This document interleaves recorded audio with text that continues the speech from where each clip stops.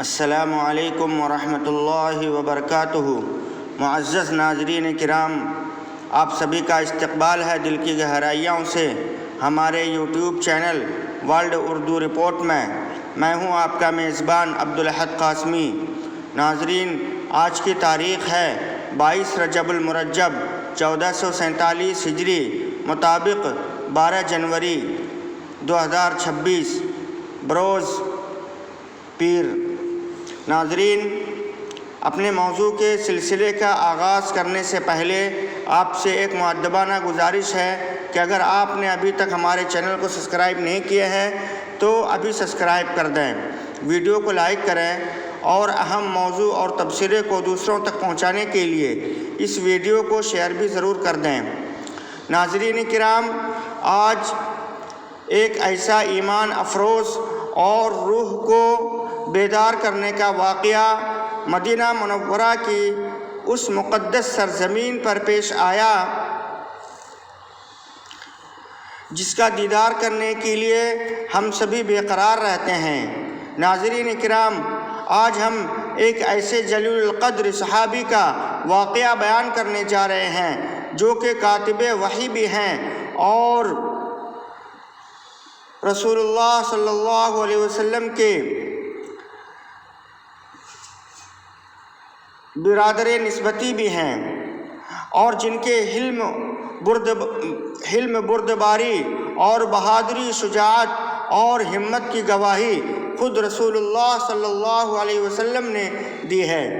جی ہاں ناظرین کرام، یہ ایسے جلیل القدر صحابی ہیں جن کے بارے میں اللہ کے رسول صلی اللہ علیہ وسلم نے دعا فرمائی۔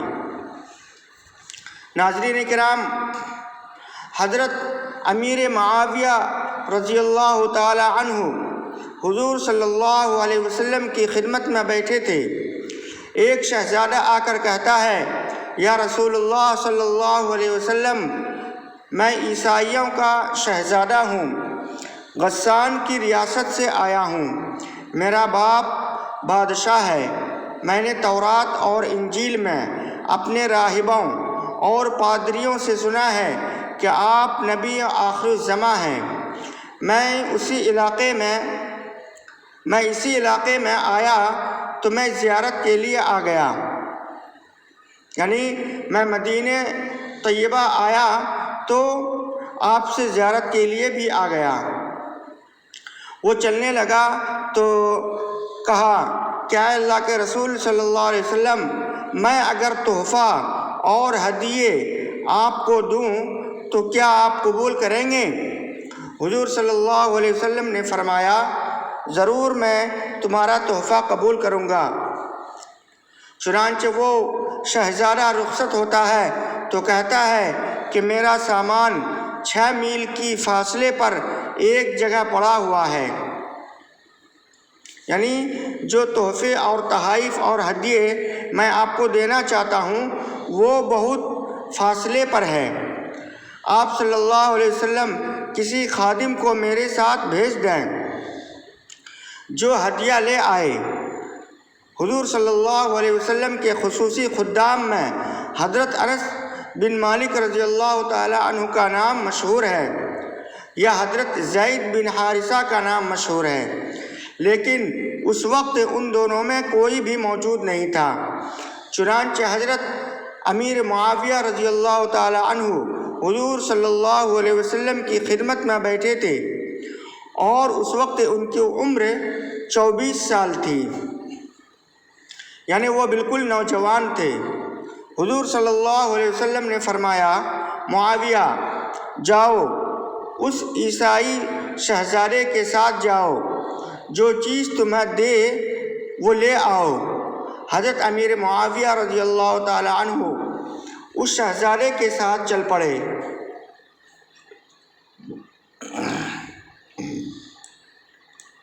حضرت امیر معاویہ رضی اللہ تعالی عنہ جب چلے تو حضور صلی اللہ علیہ وسلم کا حکم تھا کہ چلو، تو وہ چل پڑے۔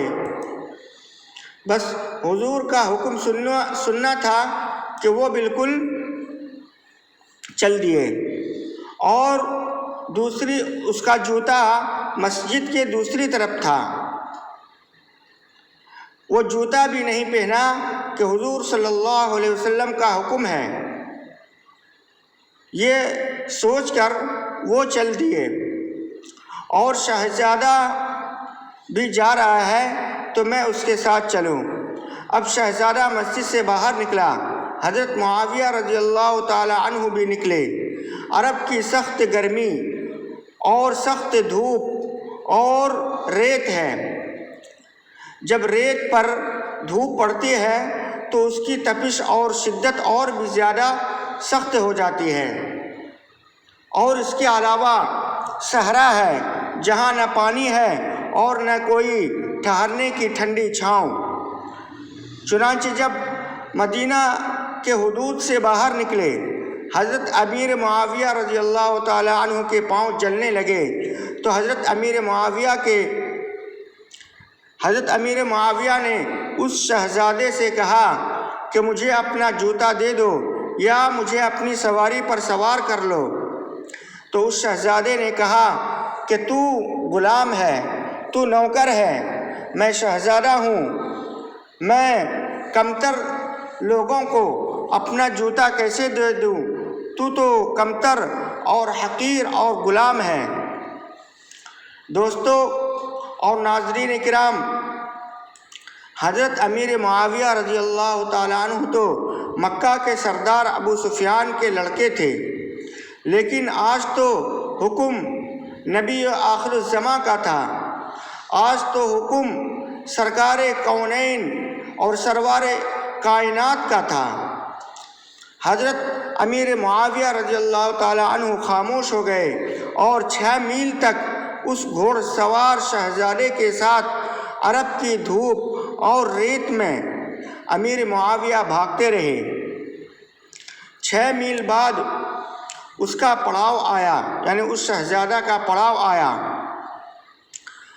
اس نے حضرت امیر معاویہ رضی اللہ تعالیٰ عنہ کو وہ سامان اور تحفے تحائف دے دیے۔ حضرت امیر معاویہ رضی اللہ تعالیٰ عنہ سامان لے کر واپس مدینہ طیبہ تشریف لے آئے۔ حضور صلی اللہ علیہ وسلم نے پوچھا، معاویہ تم کیسے گئے اور کیسے آئے؟ حضرت امیر معاویہ رضی اللہ تعالیٰ عنہ نے سارا واقعہ بیان کیا۔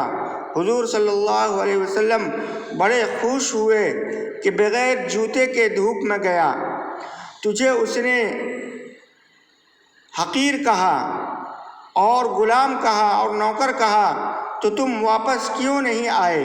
یعنی اس نے تمہاری تحقیر کی تو تم کو واپس آ جانا چاہیے تھا۔ حضرت امیر معاویہ نے فرمایا، اے اللہ کے رسول صلی اللہ علیہ وسلم، حکم تو آپ کا تھا، یعنی آپ کا حکم تھا، تو میں کیسے اس کی نافرمانی کرتا؟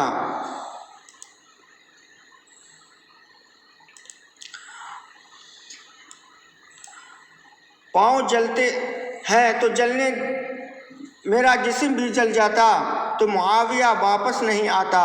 حضور صلی اللہ علیہ وسلم نے اس کے جواب میں فرمایا تھا، اعلم من امتی احلم من امتی معاویہ، یعنی میرے امت کا سب سے بڑے حوصلہ والا معاویہ بن ابی سفیان ہے۔ ناظرین، اگر بات صرف اتنی ہوتی تو شاید اس کا ذکر نہ ہوتا، لیکن اس واقعے کے وقت جب حضرت امیر معاویہ کی عمر 24 سال تھی، پورے 34 سال گزر جانے کے بعد حضرت معاویہ رضی اللہ تعالی عنہ دمشق کے تخت پر خلیفہ بنے اور ساری دنیا کے نصف حصے سے زیادہ پر حضرت معاویہ رضی اللہ عنہ کو حکومت ملی، اور تنہا دنیا میں اتنا بڑا اسلامی حکمراں بنا۔ حضرت معاویہ رضی اللہ عنہ کی فوجیں ملک غسان کو فتح کرنے گئی۔ 3 مہینے بعد فوج واپس آئی تو مبارکباد پیش کی گئی کہ امیر المؤمنین غسان فتح ہو گیا، اور ہم 6000 قیدی قید کر کے لائے ہیں۔ سپہ سالار نے کہا، یعنی فوج کے کمانڈر نے کہا، حضرت امیر معاویہ کے دربار میں جب وہ 6000 قیدی پیش کیے گئے، ان کے ہاتھ اور پاؤں میں رسیوں سے بندھے ہوئے تھے۔ حضرت امیر معاویہ نے ان قیدیوں کو دیکھا تو سب سے آگے جو قیدی تھا وہی غسان کی ریاست کا شہزادہ تھا۔ جس شہزادہ نے حضرت امیر معاویہ رضی اللہ تعالی عنہ کو پہننے کے لیے جوتا نہیں دیا تھا اور اس کو حقارت کی نگاہ سے دیکھا تھا اور اس کو حقیر کا سمجھا اور حقارت کا جملہ اس کو کہا، حضرت امیر معاویہ رضی اللہ عنہ نے دیکھا کہ یہ وہی شہزادہ ہے، پہچان لیا۔ حضرت معاویہ نے فرمایا، شہزادے کو میرے مہمان خانے میں لے جاؤ۔ 1 مہینہ تک حضرت امیر معاویہ اپنے مہمان خانے میں اس کی میزبانی کرتے رہے۔ اس نے نہیں پہچانا کہ یہ امیر المؤمنین ہے، یہ حضرت معاویہ وہی پیغمبر کا غلام ہے جس کو میں نے حقیر کہا تھا، جس کو ہم نے غلام اور ادنا شخص کہا تھا۔ اس نے نہیں پہچانا۔ جب 1 مہینہ بعد وہ جانے لگا تو معاویہ نے حضرت امیر معاویہ رضی اللہ عنہ نے فرمایا کہ میں نے تیری وجہ سے سارے قیدیوں کو رہا کر دیا اور تجھے بھی رہا کیا۔ اب وہ رخصت ہوتا ہے۔ 10,000 درہم حضرت معاویہ رضی اللہ عنہ نے اسے ہدیہ کے طور پر دیے تو وہ لوگوں سے پوچھتا ہے، یہ کون ہے؟ انہوں نے بتایا کہ یہ امیر معاویہ بن ابی سفیان ہے، یعنی سفیان کا لڑکا ہے اور رسول اللہ صلی اللہ علیہ وسلم کا غلام ہے۔